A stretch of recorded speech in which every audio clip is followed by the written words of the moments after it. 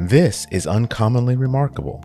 We have surprisingly casual discussions about the lives and notable accomplishments of community leaders, entrepreneurs, and everyday folks like you and me. Think of this podcast as an opportunity to learn something new and to pick up on an entrepreneurial tip or two through open conversation. I'm Artis Beatty. I'm a doctor of optometry and the chief medical officer for My Eye Doctor OD. Though we will inevitably touch on topics within my area of expertise, the opinions and conversations held here are separate from my work with my eye doctor. Welcome to the show. What if your back pain wasn't caused by injury? And what if the solution didn't involve surgery, pills, or endless physical therapy? Today on Uncommonly Remarkable, I'm joined by Ben O'Loughlin. He's a musician, entrepreneur, and founder of the Back Republic, to explore why so many people suffer from chronic, unexplained pain and how the Alexander technique changed everything for him. If you've struggled with recurring tension, pain that doesn't show up on scans, or just want to understand how your body and nervous system work together, this episode is the one for you. Ladies, gentlemen, all you remarkable people, please welcome Ben to the show. Ben, welcome to the show. I'm very excited to have you. Thank you so much for spending some time with us today. Oh, my pleasure. It's going to be great. I'm really looking forward to Well, having a we chat. got a lot we can talk about, and I know that part of what we're going to talk about is thinking about back pain and pain management and understanding ways people can start thinking differently about what sometimes is pain that doesn't have a clear origin. Yeah. But there's just so much more to what you've done and how you've gotten here. And so I'm hoping we can get a touch on some of those things as we go along the way. Yeah, man, I'm up for it. So I guess we'll start with making sure we set the stage. You know, there are people out there who have some sort of back pain that is not necessarily generated via injury, right? Right. And so, we all know people who've injured their backs in a variety of ways. They've Yeah. been in accidents. They lifted things the wrong way. They've got some sort of degenerative disorder. They've got this chronic back pain. But Yeah. there are a lot of people out there who wake up because they slept wrong, or they have recurring pain, or they have some chronic pain that doesn't necessarily come from acute injury. And that's a large portion of the people out there. Yeah, it is. I mean, back pain is the single biggest cause of disability worldwide, actually, according to a World Health Organization report from, I think, 2019. And most of it is, as you say, you can't really pin it down to a particular cause. You go and get scans and it shows up nothing, or if it shows up nothing that you don't see in people without pain. And that's called non-specific back pain. And I think it's like 90% of cases of back pain where they have chronic back pain, chronic pain is when, some of your listeners, I'm sure, know this already, but when it recurs over time, it comes back, or it just stays constant. Acute pain. I was at the beach about 6 months ago with my family, and my kids were having trouble getting onto the waves. So I was, they had boogie boards, right? And so I was like grabbing the boogie board and like turning and wrenching them as hard as I could to get them on the wave. And we had a great time. But I was getting these little twinges from my back, and I kind of ignored it at the time. But then later in the day, I was like, "Oh, that really hurts." And that was back strain, right? And that is Right. pretty common. Back strain. That's a form of acute injury. It hurt me for a couple of days, and then it kind of went away. And a lot of back pain is like that. You lift it wrong or whatever, and that's acute pain, and that goes away. But chronic pain is where it just keeps coming back. And my own background was, when I was 20, 21, I had a lot of chronic pain, and I didn't know why. I hadn't injured myself. I hadn't done anything to my back, but I was getting constant back, neck, and shoulder pain, and even tension headaches. Like most days of the week, so I would have these tension headaches, so I would have to take, just over-the-counter kind of painkillers for. And I went to see a doctor. I saw a physical therapist, and they couldn't really tell me what it was about. And I'm sure many people are in that situation. It's an area which is sort of, I think we don't know enough about as a society, given how pervasive and how many people are affected. I think it's sort of underserviced. And and I think you're right, and I think that most of us have these episodes where, man, it doesn't feel real good, Mm. and you think about, well, maybe I'm going to take something over the counter and NSAID. Maybe you ice it, maybe you do some heat therapy, but to your point, it's temporary. It goes away, and you don't think much about it. Yeah, But then sometimes those episodes start to come more frequently over time. yeah. And for a lot of people, those episodes become chronic, where they have moments of relief, but really most of the time they've got this pain that's going on. Yeah, they do, absolutely, and that's it's a little bit the story of the frog in the saucepan. Like if you put a frog in the hot water, it'll jump out, but if you put it on the heat and slowly, heat it up, the frog will, I mean, no frogs were harmed in the making of this story, but but it's one of those things that kind of creeps up on you, and then you get little twinges, and then all of a sudden you wake up and you're in constant pain, and in many cases, in my case at the time, I didn't really know what to do about it. Well, and you raise a good point about that, because sometimes you lose perception of what's actually happening, right? Because you get used to having some level of discomfort, and that becomes your normal, and so you're tolerating some level of pain. Yeah. And it's really only after that pain escalates that you start to notice, man, this is not so great for me anymore. Yeah, and in fact, in many cases, the actual injury that you may have had an injury, or you may have had a cause for the pain initially, some sort of damage or disease, and that goes away, but you still have the pain. It's really strange. People get in this loop of what's called central sensitization, where your pain system is reporting pain, but there's actually nothing. There's no damage that should be causing it, which is very distressing. Well, let's talk about you then. So, you were suffering from this chronic pain, and what did you try to alleviate it? Oh yeah, I tried a lot of stuff, and I guess the first thing I went to a doctor, and they sort of just shrugged their shoulders. I went and saw a physical therapist, and uh, I had, like, one of my shoulders was down about maybe an inch from the other shoulder. My right shoulder was a little bit lower, and she just sort of said, "Well, try and hold your shoulders straight." And that wasn't such great advice. I have to say, in hindsight, it did nothing for me. I saw a chiropractor a few times, and that was helpful at the time. Like, I got some temporary pain relief. It's a good business model though, chiropractic, because it doesn't really, have. It's the same with like massage and dry needling, and a lot of these therapies. They're really good for symptom management, and if you have, if you go to them, you can get. But the evidence, scientific evidence, shows that they're not really treating the cause. They're not really treating the long-term condition. They're just offering temporary symptom management, temporary relief, and that's what I experienced. I had, I saw a chiropractor, a massage therapist. I got dry needling. I got acupuncture. I did meditation. I did yoga. Oh, wow. Stretching. I went to the gym. Like, all of this stuff, and none of it like worked worth a damn. Wow. And I'm assuming that during this time, did you also have imaging and see a physician and make sure there was nothing actually physically going on too? Yeah, yeah, absolutely. And I mean, that would be my first piece of advice, would be to see a physician, because you never know what's lurking in the shadows. And in many cases, the physician, I think doctors in general are very frustrated that they don't have better solutions to offer. Doctors, it's a caring profession. They go into it because they want to help people. And they do. I mean, it's wonderful. Like, I love my doctor.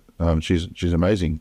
But I think doctors in general are pretty frustrated that they don't have more that they can do for people with this kind of back pain.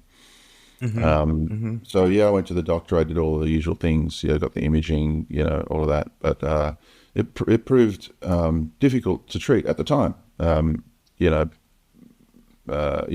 sort of ended up finding something that worked a lot better. But at the time, I remember. I play double bass. I play jazz double bass, and which I is would pretty get awesome, by the way. yeah. I had a gig last night actually. Oh, wow. Yeah, And it so you're was standing, right? Like you're standing yeah, and having yeah, to reach, right? yeah. Reaching like it's not like ergonomically, it's a bit of a disaster because you've got to have one hand up for hours at a time. Oh, yeah. So the shoulder can kind of get hunched up, and then that can tense your neck, and and the other arm is sort of down, sort of more like around your waist, playing plucking on the strings, and so there's this kind of asymmetry about it, and when I was sort of self-taught, so I didn't have the benefit of a classical bass teacher who could help sort of set up my posture properly. Oh, I see. Yeah, I yeah. went back and studied when I lived in New Jersey. I went back and studied with a teacher for a couple of years, or maybe a year, and that straightened out a lot of things. But boy, I used to get myself in pretty bad shape playing gigs. Like I would have a horrible headache the next day because I was so tense, and I was really just so. Well, now I got to ask, how did you get into double bass? Like, where did that come from? Well, you see, my brother played when I was like a mid-teenager. Probably my brother had electric bass, and but he kind of gave up. And then the school band, like the jazz band, big Yeah. band, I found out they needed a bass player, and I'd played piano and clarinet and stuff early on, so I could read music, and so I just said, "Oh, I'm a bass player." And so I showed up to rehearsals, and I would just keep the volume down really low until I figured out how to play. That's amazing. But then you apparently you stuck with it. That's awesome. Yeah, I loved it. And then when I was at college, so my uncle, my dad's younger brother, he was for many years a symphony bass player in a city called Brisbane. He was like the principal bassist of the Queensland Symphony Orchestra, and he lent me one of his basses because he knew that I was I said to my dad I wanted to play to play upright bass, and my dad asked his younger brother who was a bass player what should I do, and my uncle said, here, borrow this. Oh, So wow. I was probably about 20 when maybe not 1920 when I got onto double bass, and I loved it. It was instantly, and I went on to I went and studied in New Jersey and did a jazz performance degree at a place called William Patterson University. Oh, wow. That is so cool. And it's neat to hear that history because you've done a lot of other things. You've started some companies and you've done some entrepreneurial things. And the music is kind of for me really interesting. I actually am have I played multiple instruments all through middle school, high school, and into college. Oh And wow, so what instruments? it I call it a clean sweep on the woodwind side, Yeah. minus flute and piccolo. But I started with alto sax, and I played tenor and baritone, and then I played clarinet and contrabass clarinet.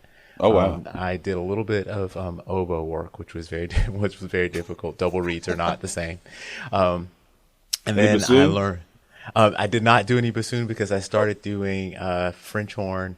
Oh wow. Brass I as well. marched with the I marched with the euphonium.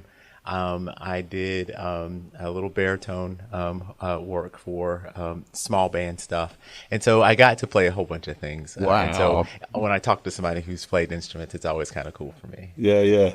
I just got a U bass. Have you ever heard of those? No, no. Oh gosh, I'll show you. Hang on a sec. Okay.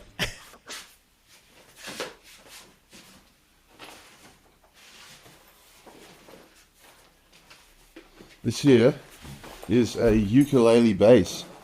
Oh, wow. I just got it yesterday. It's like this tiny little thing, Oh, how neat is that? and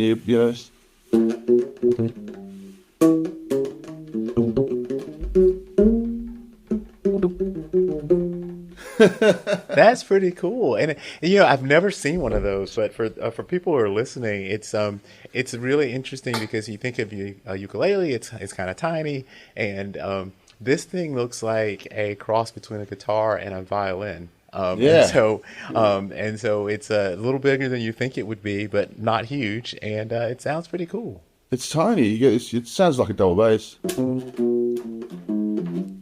Oh, look at that. Right, that's right. And you can play a lot. Da, mi, mi. Man, that's pretty awesome. So what you can't see in this room, and I can't quite move the camera that far, is I actually have a cello in the corner. Oh wow, you play cello too. No, I don't play cello, but I want to learn. And Oh so wow. my first step was I was like, you know what? I'm going to learn to play cello. I don't know when I'm going to learn to play cello, but I'm going to get one. So Yeah. I found this cello, and it's beautiful, and it's standing in the corner. It makes something great to look at, and I go over and pluck on it sometimes. But I'm really going to learn to play cello.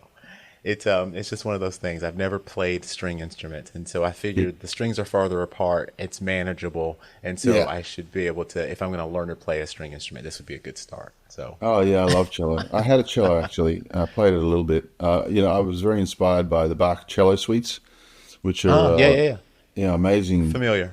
Yeah, Six kind of suites of music. Each one's got like five movements or so. And oh man, it's really beautiful. And I started playing cello, but it was like way out of my league, like to play that music. right, And, right. and I ended up just giving my cello to a friend of mine who had always wanted to play cello, and so I just gave it to her because I was playing more bass anyway. Fair enough. Man, so when we were talking about the positioning for bass, I can just imagine how that if you're having any sort of back pain, how at the end of doing that you would have even more. Yeah. And so, you talked a little bit about doctors and how they really want to help people. I think you're exactly right, but the toolbox is kind of limited, right? Because you either have a surgical solution, or maybe you have a pharmaceutical solution. But when you can't really identify what the causative nature is, it makes it really hard to assign one or the other, Yeah. right? Yeah. And it just kind of leaves you with not a lot of options when it comes to treatment. Yeah, and that's incredibly frustrating for the doctor as well, because I think it's an area that is not sort of well enough understood. There's a lot going on in the actual pain management area. So, like with the central sensitization, like people get in a kind of a loop with pain, and then there's also the sort of psychological interventions, techniques that sort of help you just accept what's going on and reduce the anxiety around it. There's acceptance and commitment therapy, cognitive behavioral therapy, hypnosis. There's a lot of those sorts of techniques which are great, and there's a lot of research, evidence to support that.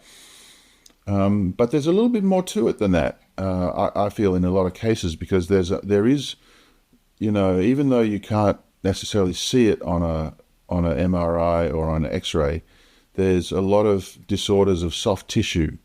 I think in one study, like 85% of people presenting with back pain also had something called myofascial pain syndrome.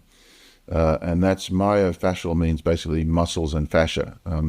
Fascia, for those who don't know it, like if you're making like a chicken dish, when you cut up the chicken, there's this sort of like this kind of translucent kind of whitish kind of film, and that's all through your body, and that can get distressed as well. So, and it's a very important organ, the fascia. But Yeah. And that chicken is a great example, right? Because it's beneath the skin, above the muscle tissue, kind of this in between layer. Yeah. And yeah, you're right. It's a connective thing for all over the body. yeah, And yeah. so you were looking for solutions, but how did you end up learning what actually worked? Yeah. Well, I guess it just so happened that through a friend of a friend, I got in touch with a guy who taught something called the Alexander technique, which I'd never heard of, and which most people have never heard of. But it's a technique of just changing the way your mind and your body creates or manages muscle tension. And in my case, and as the research evidence with myofascial pain indicates, a lot of back pain is either caused by too much tension or is made worse by too much tension. And we get into these patterns of being tense, being tight. Maybe it's because we're sitting at a computer and or there's chronic stress, and stress activates the sympathetic nervous system, the fight or flight nervous system, which is designed to help us deal with, saber-toothed tigers or whatever. But if we, it creates this tension. It gets the blood going in the muscles. It gets us ready to fight or to run, fight or flight. But it's not such a good, the way the modern lifestyle is, that there's this kind of chronic stress and there's this chronic interruptions. There's so much to grab our attention, and it means that we often, that fight or flight is kind of continuously engaged, like we're always somewhat in fight or flight, and then we get into what's called the startle pattern, which is basically where your shoulders are tense and lifted, your head's kind of tipped back a little bit. There's tension in your neck and your back, and it's all, and that was the case with me. I had this kind of constant startle pattern. I had constant tension. My back was curved to the right. I had scoliosis, which is one thing the doctor did tell me. And what I came to realize through this Alexander technique was that all of the tension starts in the brain. Like muscles, generally speaking, don't tense themselves. They respond to signals from the brain, from primary motor cortex for the voluntary stuff, and I won't go into the neuroscience, but there are different structures in the brain that create tension in our body. And when that is out of control, when that is dysregulated, we have chronic tension in our muscles. And when we have chronic tension, it's a little bit like, you're scuba diving and the air hose is getting squeezed. That's what it's like. Your muscles experience that because the blood vessels that supply, oxygen and, blood sugar, glucose, all that stuff to our muscles, it gets squeezed by the muscle tension. And then your muscles don't get oxygen, then they don't get glucose, and they don't get all these other nutrients. And they freak out and they start producing pain symptoms, the signals that go into your central nervous system. And, so the chronic tension squeezes your muscles. They get tense. Then they get pain, and that can sort of continue. And it becomes a habit. It becomes something that your brain just does automatically, and your muscles just do automatically. And that turns into this thing called myofascial pain syndrome, and that's the root of a lot of back pain, and it doesn't show up on an X-ray, and people don't know about it. They know they feel tense, they might feel discomfort. They've got maybe knots of tension in their back or their shoulders. But what people don't realize, and why I think treating it when you treat the muscles, you massage the muscles, or you poke needles in them, or you crack your back, or you're addressing fundamentally the distress that your muscles are in. But if you're not distressing the signals from your brain that's causing that tension, then it's going to come back. Yeah. I mean, and that's the thing about addressing root cause, right? And I mean, I think it's interesting to think about the tension that you may carry that is not appropriate tension, because you got to have some tension, right? Like there's got to be some contraction in order for you to function. Like we couldn't sit here and talk to each other unless we were doing some contraction to hold us upright, et cetera, et cetera. Keep your eyes open. That's right. Some contraction somewhere. But the thing is, you over time, when you're responding to or have that stress response, it becomes baseline, right? And so in lieu of the normal contractions that you need for function, you escalate your baseline to include these modifications in posture and tension. And then it becomes kind of, we all talk about and have heard about muscle memory, and how you adapt to doing certain things a certain way, and the brain just kind of does that, and that becomes your new normal, right? Yeah. it does. I use the highly technical terms good tension and bad tension. And good tension is tension that helps you get done what you want to get done. It's functional. Bad tension is anything else, Right. That that you makes don't sense. need. Yeah. Um, Yeah. and and you're right, it does become habitual, and your brain kind of tunes out the knowledge that you're tensing. Like if you go lift a barbell or you go lift a cup of coffee or something, you kind of are aware and you can feel the muscle tension. But what can happen is over Yeah. time, if you're chronically tense, your brain just kind of tunes it out, because it's like if you're, like you're working in the office and you can hear traffic noise, that's just constant, and your brain can just tune out that noise. And the same with the muscle tension and the muscle activation, and this your brain just kind of forgets that you're doing it, and it becomes the kind of the new normal. It becomes the new baseline, and that's where people get into trouble, because that chronic tension, you may not know you're doing it, but it is having an effect, and it is reducing the blood flow. It's compressing. So I sometimes like to think about like a radio mast, which has got these kind of guy ropes. Yep. It's like long and tall, but it's got these cables. And if you tighten all the cables at the same time, it doesn't move, but it compresses. It tries to drive the radio mast down into the ground. Down. Yeah. Yeah. And that's what can happen with your neck and your well, all of your spine really. Is if there's all these muscles around your neck and around your back, your torso, that used to move you, to stabilize you and move you. And if they're all chronically tense, what they're doing is they're compressing the spine like a spring. And typically the spine over time doesn't like that very much. You get these compressed discs and bulging discs, degenerative disc disease, all this sort of stuff, hernias, like all that, and it gets to that stage where maybe you do need surgery, and it's a real problem. But the root cause of a lot of it is too much, well, yeah, my highly technical term, too much bad tension. And so in what you've learned and through the Alexander technique, you're learning to unlock some of that tension by teaching the brain to think or handle it differently. Yeah, that's exactly what you're doing. You're kind of retraining your brain to use more good tension and less bad tension. So the body has this natural mechanism called the automatic postural control, and you see it. I feel like you see it most clearly in young kids who are just learning to walk. They're walking around and they're just beautifully coordinated. They may fall on their butt, but they're coordinating their neck and their back really well and effortlessly. And they're often, you see it in animals, that they're really poised. My favorite animal is the meerkat. You can see them just standing up beautifully straight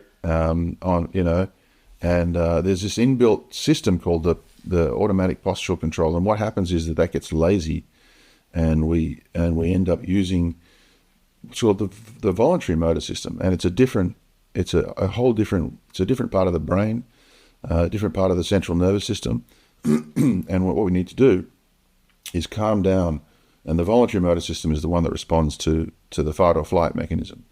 So we need to calm that down and reduce that, and at the same time kind of rebuild rebuild the automatic postural control. So the automatic postural control knows how to do good posture. It knows how to do good tension. It knows how to support us without pain, without distress, without twisting or turning of the spine. And that's always there with us. But it's just in some ways it gets lazy. It gets and we need to just waken it up. And when we do waken it up, we don't need all of that tension anymore. Like a lot of the time, that tension is really like duct tape or gaffer tape, which is like to try and keep us together. When the automatic postural control isn't working, then the voluntary muscles get to work, and they're like the short twitch muscles, and they're really not supposed to be doing posture. Yeah, right. They're not really designed for that type No. of work. Yeah, they're often different muscles. So, the multifidus, for example, is a lot of little muscles in the spine that are postural muscles. But if they get lazy, then another group called the spinal erectors, which are more controlled by the voluntary motor system, they kind of kick in. And so you actually end up using all the wrong muscles to do the job. So not only do you have bad tension, but you have, you're using the wrong physiology to keep you upright. So, and that's where the problem. So you just sort of need to rehabilitate your automatic postural mechanism. Well, that's actually a really interesting way to think about it, and maybe something that I've not actively thought about it as I've started to really kind of think about just sitting here, because there really should be an automatic mechanism for being able to do normal things, and to your point, when that system is being overridden by the more voluntary muscles, you can get the job done, but it's being done in a totally different way, an altered movement, which becomes a fatiguing thing, right? And so, if you think about your heart designed to pump, that's what it's doing. It's just pumping. It is not necessarily fatiguing for the heart. But if you mimic that with your hand and you're pumping, at some point your hand gets tired, because that's not really what the hand is doing. And so it's a really interesting thing to think about. How much does the external environment play a role in how we think about the voluntary piece? And so, from everything from the way we sit at our desks to the mattresses and pillows we choose, to the way we sit in the car when we drive, are those things contributing to the overall issue? Yeah, there's no doubt about that. So there's, I guess the two terms that I would use would be ergonomics. That's, how well set up is your workstation, what height is your screen, and, how's your chair, is it kind of tilted back, or is it kind of promoting a slumpy sort of posture, like a lot of car seats kind of promote, they kind of just lead you into this kind of real slump. And then there's the sort of the second word I would use is occupational. So, what are you doing in your job? Like, for optometrists, maybe you're looking, into into a scanning machine, or there's just some things that you do that you have to do or maybe you're seeing someone and you're kind of constantly twisting between the computer screen and looking at them, or if you're, a warehouse worker, are you lifting with your back or with your knees? Or is your back sort of more or less straight, or is it kind of bent over, and are you concentrating the stress in your spine? So, there's definitely a lot to that. However, you have to ask how come some people might sleep on the same mattress or work at the same workstation or lift the same box and they're fine. Yeah. So, it's a combination. Those things are definitely not helping you, but at the same time, you should be able to live your life and do all of those things. It's not like you're, jumping off a building and smashing yourself. Like, it should be possible to do it safely. Yeah, and that makes sense too. I mean, particularly, and so it does point back to having an appropriate baseline, right? And having everything set to neutral, so to speak, to start before you are doing those types of things. Yes, and that goes to the sort of the ergonomics of how, if you're sitting with your spine more or less straight, then the weight is going down through the vertebrae, and you're sort of supporting yourself. And it's a bit like if a flagpole is leaning off to one side, the cables on the other side are going to be pretty tight. Because the fundamental setup, the ergonomics are such that, and if you've got like forward head posture, for example, the strain on your neck muscles is like there's 4 times as much effort required to hold your head up than if you're sitting more or less neutral. So the baseline, having a fairly neutral posture and a fairly low level of voluntary motor effort, that puts you in a good position to then do whatever it is you need to do, like lift the box or reach up to the shelves or, or type at the screen, and the voluntary components of that, like moving your arms, like using these external, like peripheral muscles, fast twitch muscles, that is all then supported by a posture that's kind of working, and that's the posture is your central stabilizing kind of mechanism, and then everything that you do around that becomes easier. But if you're having to kind of duct tape yourself together with these wrong muscles, then you get into pain and discomfort, and you do things with your body that it's not really meant to do. And so you found this technique, and you started using the principles for yourself. How long did it take you to start to notice differences in the way you felt? Well, it was really instant. In my first lesson, I felt the pain reduce, and I've got this real sort of stretching feeling, like all the muscles in my neck and shoulders were just kind of stretching out, which was like a relief, but it was also, a very strange feeling. And it took a while for that to actually get to the point where I had no pain whatsoever. I mean, I teach this stuff now, and one of my students I make these videos online. He watched like 3 or 4 videos and came to a group coaching session, and his 30-year scoliosis pain just went away. Wow. Like half an hour into the session. So some people it's really fast. Other people, I mean, for myself, like I had a lot of anxiety and depression and all this other stuff going on that, and the chronic, central sensitization, which is when your pain system is on overdrive. So I had a more complex case. But if it's just muscle tension, then, that can respond pretty quickly, actually. That's pretty amazing, and it's very different than the experience people have if they have been going to have massages, or they've been in dry needling, or because you're having the symptoms addressed, and you get this time period where things are okay, and then it kind of tapers off, and you got to go back and get another fix, which is, to your point, it's great for the provider, because you get to see a patient back and back, and they come back to see you. In your case, you're working yourself out of business. You got to go find new people, because you've got your people are getting fixed, which is amazing. Yeah. I mean, as a 25-year entrepreneur, like, it's a horrible business model. That gentleman who had the scoliosis pain for 30 years, he had pain every day for 30 years. And I was like, oh, so you want to enroll in part 2 of the course? And he was like, no. I don't have any pain anymore.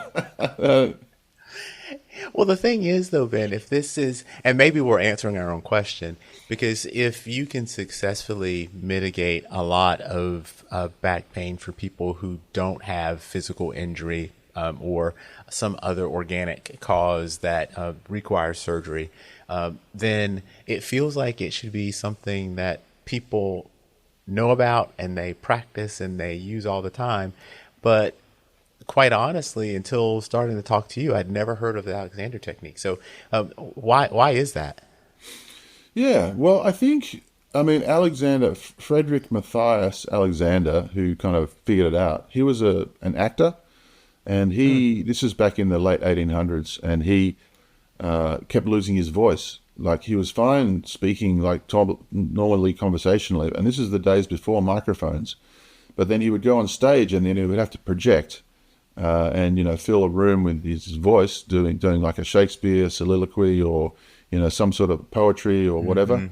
He would recite, and he would lose his voice, and the doctors couldn't tell him why, and he ended up figuring it out using mirrors to actually watch, and he figured out he was actually pulling his larynx down and pulling his head back, and all this pattern of tension through his whole body, the bad tension, where he would rest, he would stop, and then he'd get his voice back, and it was fine in speaking, but he would go to recite, and for some reason that stimulus of reciting, where he tried to project his voice, caused him to do all of this stuff to himself with the tension.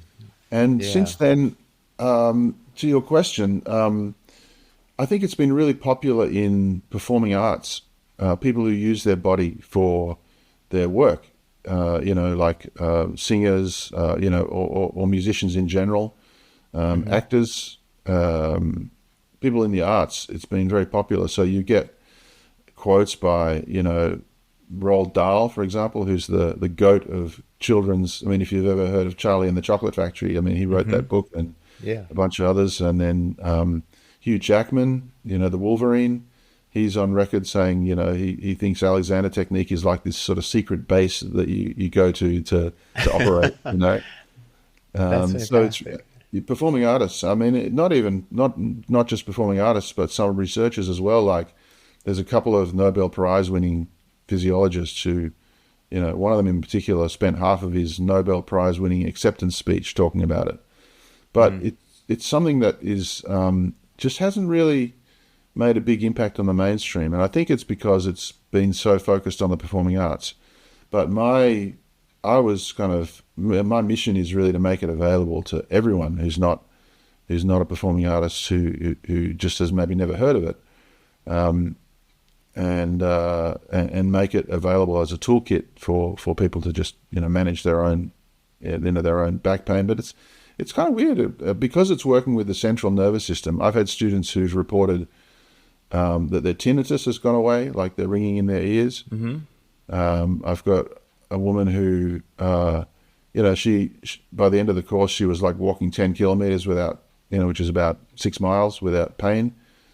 But she also said her PTSD symptoms got a lot better. Wow. So yeah, it's kind of useful in a lot of situations where your nervous system is responding automatically to something, to a stimulus. Like she heard a helicopter, and she'd worked in Somalia in a very war-torn kind of area as a kind of volunteer engineer, and she had this PTSD where a helicopter would really send her into panic mode. But she managed to just change the way her nervous system responded through this work. So it's pretty interesting. Yeah, which actually it can make a little bit of sense, right? Because there's a physical response and a psychological response involved in PTSD for most people, and so being able to better control, reset to baseline, the physical response may have an effect then on the psychological response as well. Yeah. And so you mentioned that you're sharing this with people. How are you doing that? You have courses that you teach, but people can do those courses online. Is that right? Yeah. People do the courses online, and then there's a kind of a group coaching component where people come like once a week. The courses themselves are like, you end up watching about 10 or 15 minutes worth of videos a week, maybe 20 minutes. And so it's not, and they're kind of fun. They're kind of lighthearted. They're really just, edutainment, I guess you might say. I deliberately try not to bash people with the medical stick too much, and just give people the tools. But then it's quite subtle work. So the group sessions are really important for people to actually learn how to use the techniques in a way that actually works properly. It took this guy Alexander like 10 years to figure it out. And it doesn't take that long when you've got someone who knows what they're doing, but it really helps it's a little bit like you could learn piano just from a book or from a video. But if you've got a teacher who's saying, okay, no, this is the wrong fingering here, or you want to curve your fingers in this way, it really helps you to kind of, get good technique or to do the exercises, ergonomically. Well, that makes sense. I mean, it's the difference between general information that applies kind of across the board versus individual information that is very specific to you and where you are and what you need to do. And so that makes all the sense. If people wanted to learn more, where would they go? I have a website, backrepublic.com. Back Republic is sort of like a place where people come to, like a town square where they can learn and they can apply these techniques, and it's available to everyone, because there's only I think 3,500 Alexander Technique teachers in the world, which I calculated it's something like one teacher per 2.5 million people. So, so no wonder you haven't heard of it. Yeah, there's not Um, that's incredible. But yeah, that's part of the reason. yeah. So yeah, I have an online course which you can, which, people can come and watch videos and learn about it. And then I'm creating a webinar soon, which is another way that people can kind of learn about this stuff. So it's going to be about an hour and goes into it in a lot more detail and gives people some practical techniques to get them started. And in fact, on the webinar, I'll be giving the same techniques that this gentleman with the scoliosis used to completely get rid of his pain. So my hope is that some people will be able to come to the webinar and get rid of their pain, and they'll never need to think of me again. That's amazing. Come to a webinar, leave pain free. Yeah. Well, Ben, I really thank you for spending time with me today. I mean, this has been pretty awesome. I'm glad you got a new instrument though, and I was able to hear that because that sounds really, really cool. And you've inspired me to once again look into lessons for this cello. Yeah, But definitely.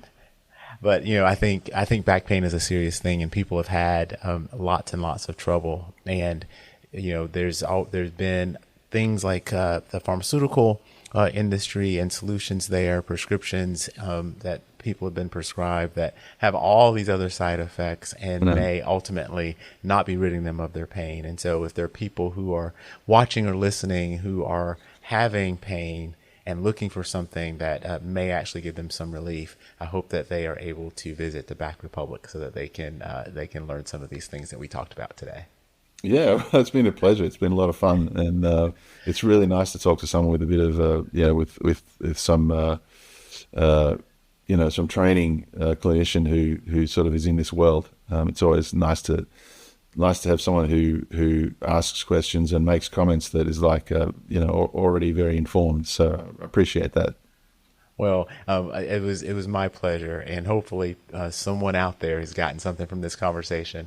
I'm gonna check out the Back Republic, and maybe we'll get to talk about some other things later on. Yeah. If you've made it this far, then I have to thank you for your time.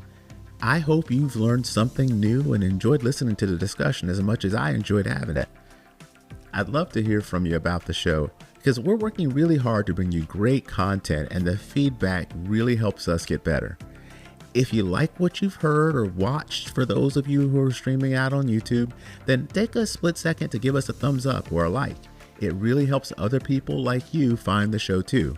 And no one likes to miss out on the good stuff, so go ahead and subscribe and hit the notification bell so you don't have to wonder when or if there's a new episode. And until next time, stay remarkable.